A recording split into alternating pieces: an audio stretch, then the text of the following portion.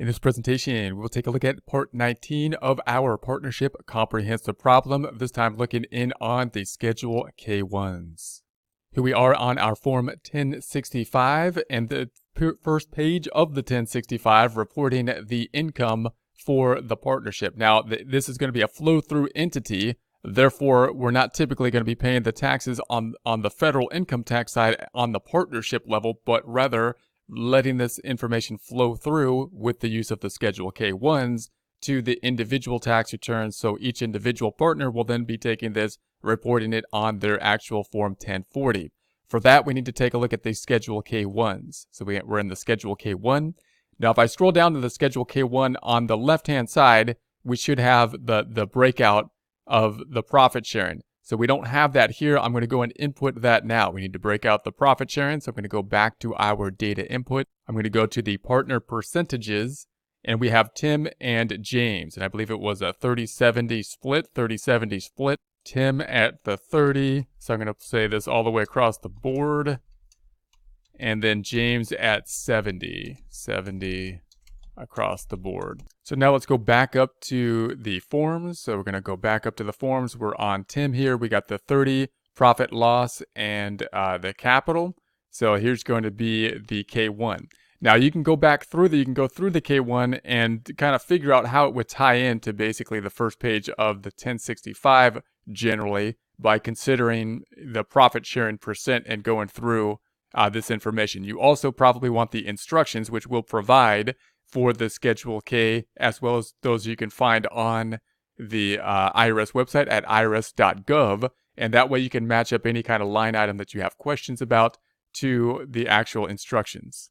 And here's a look at the actual form from the IRS website. And if you scroll down under the form, you'll have your information in terms of the boxes and some more detail about how to fill out those boxes or what they are entailing. So we're going to go back then. We've got the ordinary income in the first box. And again, if you want to basically verify these numbers, you're going to say, I'm going to say the 86,340, you would think, right? They would be taking an amount from the first page of the 1065 and then multiplying times the percent, 30%. So if I want to get back to the other number, I'm going to say there's the 86,340. I'm going to divide by 0.3, and that takes us to the 287,800. 287,800, does that look familiar? If I go back to the 1065, yep, that's going to be the ordinary income. That's what you would expect, right? And then I'm going to go back to the Schedule 1, and you could do that for, most of the numbers on the Schedule 1. So if I want to say, all right, interest income, does that make sense to me? Let's take a look. I could say the 450 divided by the 0.3, and let's do that again. Let's take the 450 divided by 0.3, and that's going to give us that 1,500. The 1,500, if I go to the 1065 on the Schedule K, was this amount, right? The 1,500. Then we'll go back to the K1. Let's see what else we got here. We've got the 225. The 225 divided by 0.3. That's going to give us the 750 for the dividends. If I go back to the 1065 and I look at page 4, then there's the 750 for the dividends. Then let's go back to the Schedule K, and we then have the qualified dividends, which would be the 195 divided by 0.3. That's going to be the 630. Back to the 1065, page 4, and we see the 630 here. Back to the K1. Scrolling down, we've got then this looked good, and then we have the long-term capital gains. So long-term capital gains is going to be the 405 divided by 0.3. That's going to be the 1350. 1350, go to the 1065, going to go to page 4, and that's going to be the 1350 there. Also on Schedule D, where we recorded the 1350. If we go back to our Schedule K, then we have the other information down here. So 13, box 13, that might be something we want to look up. We then go to the instructions and say, all right, let's say what box 13. We have box 13A, and that's going to be cash contributions. Cash contributions, that makes sense. All right, cash contributions if I took that 1500 divided by 0.3, that's going to give our 5,000. That 5,000 then was the cash contributions. If I go back to 1065 and page 4, scrolling down or scrolling up, there's that 5,000. So we see these items lined up on the K-1. Back to the K-1. So we found that item, and then we got the self-employment earnings, and you can take a look at that. That's going to be 14A. So 14A, this is going to be 14 self-employment earnings. Note, if you have a Section 179 deduction or any part level deduction, see the partner's instructions before completing. And then A is the net loss, net earnings loss from self-employment. And this is a box you might want to do some more research on. Again, it's had some fairly recent changes to it, but in any case, 86340 divided by 0.3. This is what we have software calculated for us. The 287,800, 287,800. That's here, 287,800. And if we go to the Schedule K, if we go to page 4, the Schedule K, here, then we see it here, this calculation. Again, you might want to do some more research on this self-employment calculation. You have a worksheet that you can take a look at for that, where here's a worksheet that's provided for that calculation as well. Back to the Schedule K.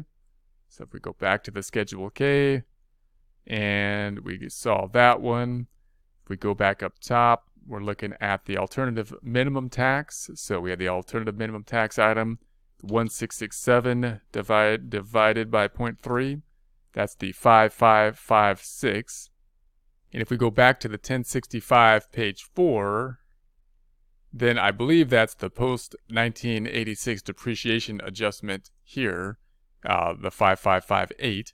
So then I'm going to go back to and so hopefully that difference is rounding, I believe. And so I'm going to go back up. There's this item. And then 18, so again, tax-exempt interest and non-deductible expenses. You could take a look at the instructions. I might go, okay, what about instructions? 18A, tax-exempt interest. This is tax-exempt interest income. And then B is other tax-exempt interest. All right. So, and we wanted C, which is non-deductible expense. Okay, let's check those out. So we have the 675 divided by 0.3. That's the 2250. If I go back up to the 1065 and we go to page 5 now and scroll down, we're looking at that tax-exempt interest here. So that makes sense. And then I'm going to go back over to the Schedule K, and we found that one. How about C, which was the 240 divided by 0.3? 800. That looks familiar. If I go back up to the 1065 page 5, that was our meals. Okay, so that looks good. Back to the 1065, we found that one. We have the distributions of the 45,000. That's how much was that we put in for the distributions, basically the money that's taken out like draws for this partner.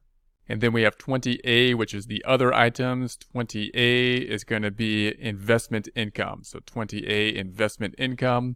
If we take that 676.75 divided by 0.3, we get to that 2,250. If we go back up to our Schedule K and go to 4, then actually, I'm sorry, if we go to 5, that's going to be our M1, which was the tax-exempt interest, the 2250. So let's go back to our Schedule K then. So back to our Schedule K. So everything looks good there. We have our percentages. We'll note what we have on this side. We've got the, this is obviously something that if we did the partnership ourselves, like if we were doing the partnership return and the individual return, then we can use the same software to kind of pro forma this. We'll show you that next time. Or if we're doing the partnership return and we need to give it to somebody that we're not doing their individual return, we need to give it to them anyways. But if we're not doing their individual return, we got to provide them with the K-1 so that they can go to whoever their individual return provider is and enter this information.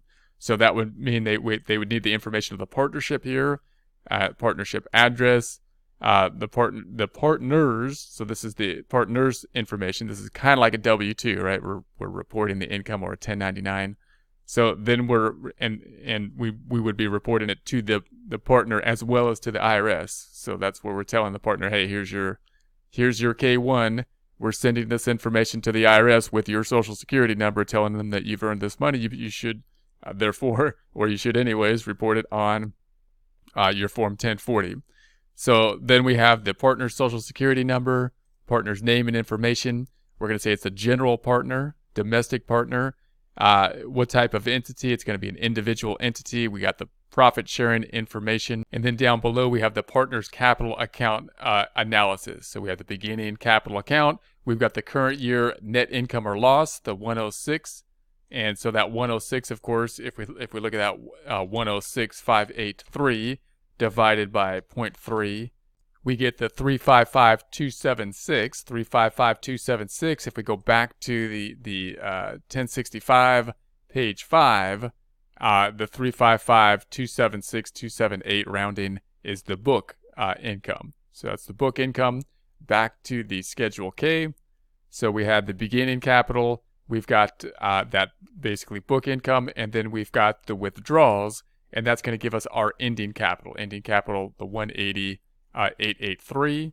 So if we take that 180,883, 180,883 plus, and we go to our other partner, James, and we say that we have the plus the ending capital 422,062, and that adds up to the 602,945. And if we then go to our 1065 page 5 and scroll down, we have the M2, which is our beginning balance, plus the book income up here.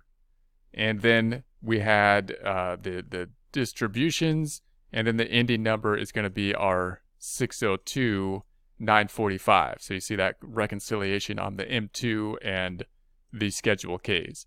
Now, if I go back to the Schedule K, we can do the same type of analysis. I won't do it, but you can do the same type of analysis here, except, of course, this is a 70% partner. So you could tie into all those numbers the same way by basically just taking this, for example, 201,460 divided by 0.7, giving you that 287,800, that amount, of course, being found on the 1065 page 1, the bottom line ordinary business income, the 287,800. So this amount then, this Schedule K, is what's going to be used to report the information on the Form 1040 for the individual partners, at which time they'll actually pay the tax on. That's what it means to be the flow-through type of entity. In a future presentation, we'll actually export one of these K1s to an individual return so you can see how it would populate in the 1040.